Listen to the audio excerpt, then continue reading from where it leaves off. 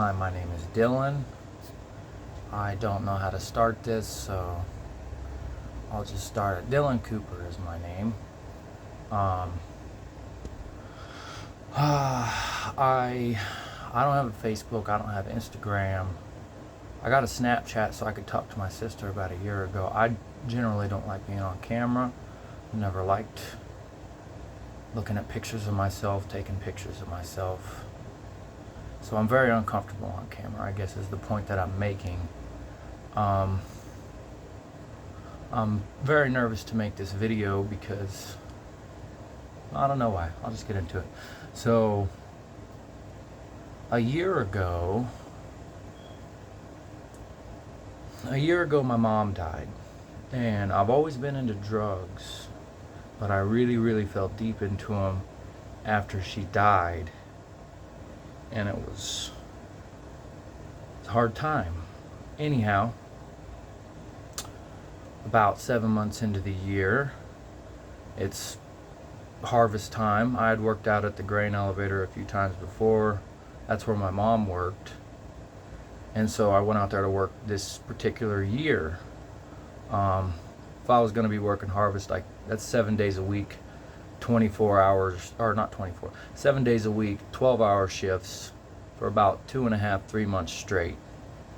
And you can't go into work on drugs or withdrawing when you're dealing with that. So anyhow, I'm out there working. I'm getting sobered up, going through withdrawals whenever it started, which is never fun working while you're withdrawing, but had to stay strong. I was working where my mom worked, and I wanted to make her proud whether she was there or not. So I stuck through it. Anyhow, the withdrawal subsided eventually, and I've always talked to God, but this one particular day I was talking to God and asking him, let me know you're there, show me you're there. I'm walking around for hours talking to God about stuff. I couldn't tell you everything I was talking about, but I specifically remember asking him, show me you're there, show me you're with me, show me your power, and you can have me, man. You take my body, you do whatever you want, use me for whatever you want. I'm yours, buddy. Just show me. And that very night, I got a message. I'm sitting down smoking weed like I always do. I get a message on my phone from 555. It wasn't any other numbers. It was just 555. Not 217555 and 4 more numbers or whatever. It was just 555.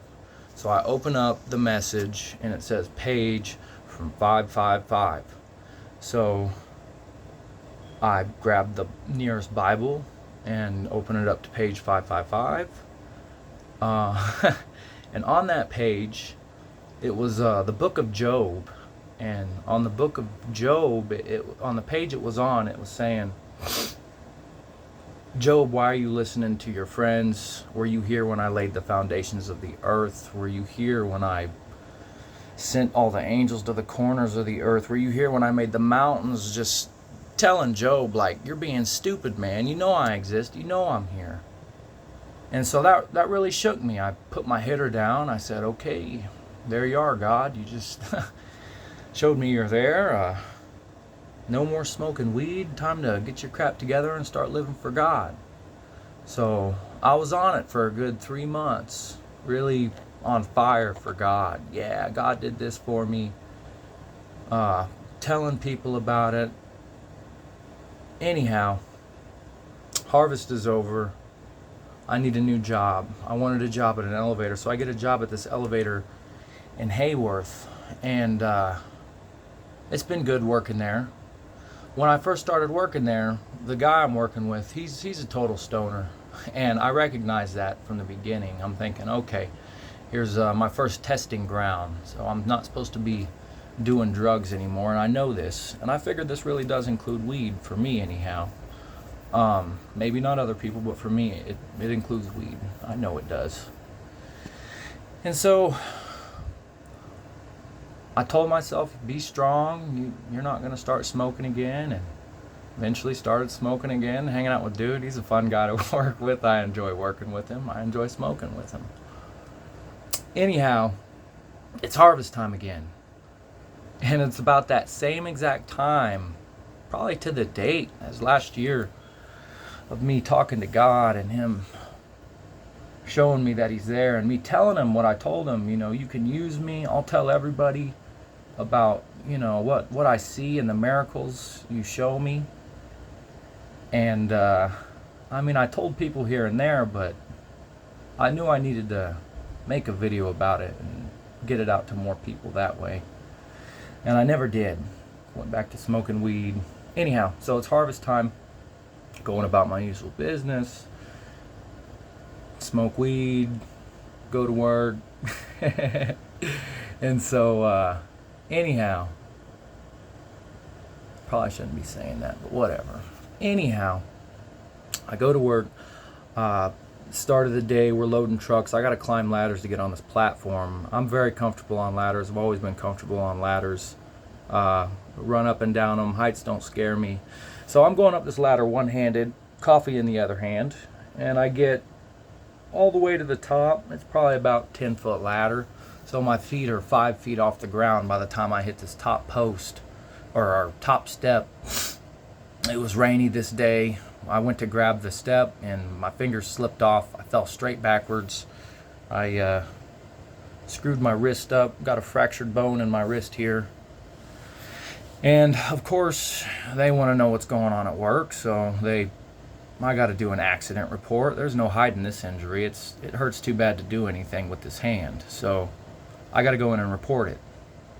So they take me to the doctor. Of course, they drug test me. I already told them before we got to the doctor, look, I smoke weed. You're going to see THC in my system. So you do what you want with that information. But that's fact, Jack, and that's what's going to happen. So that's what happened. Tested positive for THC. I'm currently sitting, waiting, wondering what's going to go happen with my job here. But I can't help but think about what I told God, that I would put the word out. I would tell people about his miracles. And it's been a whole year now I haven't done that, and now this happened. And I'm reminded very strongly down to my core of what I had talked to God about. And it's freaky, it's trippy, God steps in and puts you back on the right path if you're doing something you ain't supposed to be doing. So I don't know what's going to happen in the future. I just know that God's there. He's always watching. God was there with me the day I went to take that pee test when I fell off the ladder. I wonder if God made me fall off the ladder. I think I fell myself with my own habits and stupid decisions I make. I believe we make our own beds in a sense. But I'm losing my train of thought here. Yeah.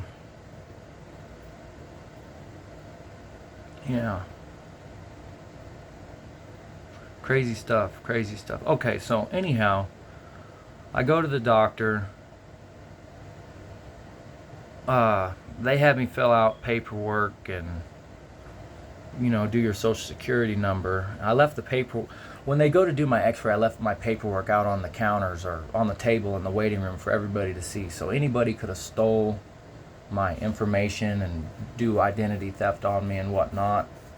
The nurse come bring me my paper 40 minutes later after getting my x-ray and said, you shouldn't be leaving that out, Goofy. People are gonna steal your identity, blah blah blah. I'm like, yeah, hopefully not. That's not good.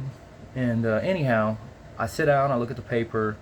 Somehow, the wrong numbers were on that social. So if anybody did steal it, they got the wrong information. So God's with me there.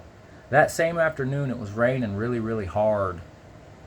Very, very hard, to the point I had to pull over on the side of the road. I got a brake light out on the back of my car, and I couldn't see the hazard lights on the car in front of me. That's why I pulled over. I kept getting too close to them. I couldn't judge my distance. So I figured I better pull over. This ain't safe. So I'm sitting there pulled over with my brake light out, got my hazards on. I'm thinking, oh great, nobody's gonna see you because you got a brake light out.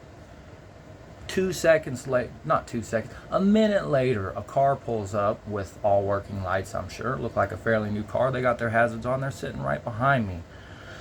Now, that's God using people to help other people, sending an angel. I don't know, but that's God right there. So anyhow, the rain lets up a bit. I'm driving down the road. I'm thinking of a story I read when I was in jail about a car crash, and this guy, he was a pastor, I think, and he asked the EMT or police on the scene if he could go pray for the person in the crash. And they're like, well, he's dead, so your prayer ain't gonna do nothing. And the guy's like, I don't care, I want to go pray anyway. So they're like, all right, sure, go ahead, go pray. If I remember correctly, dude went and prayed, and the person in that car came back to life, which is pretty amazing. I believe God knows what's on your heart and on your mind. And I think God knew that was on my heart and on my mind, because I was thinking about it, and I said to myself, God, that's crazy. If there was a car crash today, I would do the same exact thing. I'll get out of my car, I'll run over there, ask if I can pray for the person in the car. And I kid you not, 2 minutes later down the road, there was a car flipped over on the side of the road. And I'm saying to myself, I'm saying to God, oh man, you are not, you ain't joking with me right now, huh? So I pull my car over. I didn't get out. I just sat there and said a prayer like a chicken shit. And that's what I've always been, is a big chicken shit. In that moment, I knew I was all talk. I'm all talk. God says you're all talk. You told me what you was going to do a year ago. You didn't do it. And so it really upset me. It's been bugging me all weekend. Today, after church, I stopped at my dad's to talk to him. I like to stop over and talk to him every couple days. And he and I talk about God a lot. We talk about the Bible a lot. And he told me a story today. I'm not sure where it is in the Bible or where it's from, but it was a story about let me think how it goes here for a second. It was a story about this king who had a lot of respect for God. I don't know what king it was. I couldn't give you the name. And I don't know if this king died or what, but all the gold in God's temple was taken by this king's son or his grandson and brought to a different location. And this son or grandson, I'm not sure which, he didn't care about God or God's items. So he's like, I'm going to take all this gold, all these gold cups and chalices, and we're going to have a party.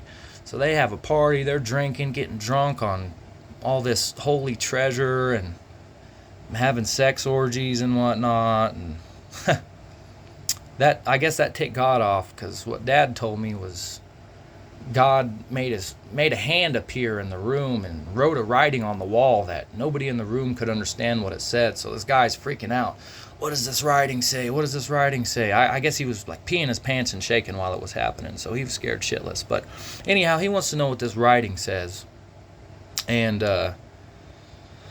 he's calling all his magicians and whatnot. Nobody knows, but there was one of these magicians is like, I know a guy who knows what it says, from an old man. So he goes and gets the old man, and the old man comes and says to the guy something along the lines of, the writing says you don't have to worry about what the writing says, because your kingdom ends today. And God killed that guy right then and there for mocking him. And I guess that's why I'm making this video. I feel by not speaking, I'm mocking God. And that's a terrifying thought, because I do fear the Lord. He was instilled in us at a very young age. God has always been a conversation at the dinner table growing up. Um, and so yeah, I don't know if I'll be making more videos. I would like to make more videos. I'd like to have some videos with my dad, talk to him, because he's a crazy guy. Says a lot of crazy things. I'm sure it would be entertaining to watch him. Um, but I also have, I run into a lot of people who have really crazy stories as far as what's happened with them and how God has come into their life. I didn't believe in God until my mom told me a wild story about my great grandmother dying. And I'm not going to get into that story right now because it's a story that was really heavy, weighs heavy on me emotionally. Just thinking about it, it almost brings me to tears. It's a story that made me believe in God at that moment. I didn't believe in God, but after she died and what had happened that night, I'm like, okay, there's a God, because that's that's some pretty insane stuff right there. My Aunt Rhonda's another person. She's got some wild stories as far as God talking to her, things she's heard. Um, and there's some other stories I'm sure I have. I just can't think of at the moment making this video. So there's the video. There's what happened a year ago. There's what's happening now. I don't know what's going on with my job. I'm not worried about my job because I know God's with me, and He'll always watch out for me as long as I keep good in His eyes, I guess is a way to put it. If you tell God you're going to do something, you best do it. If you tell anybody you're going to do something, you best do it. Otherwise, you're just a liar and you're a piece of shit. So, and I certainly don't want to fail in the eyes of God like I know I've done so many times before. So there it is. There's the video.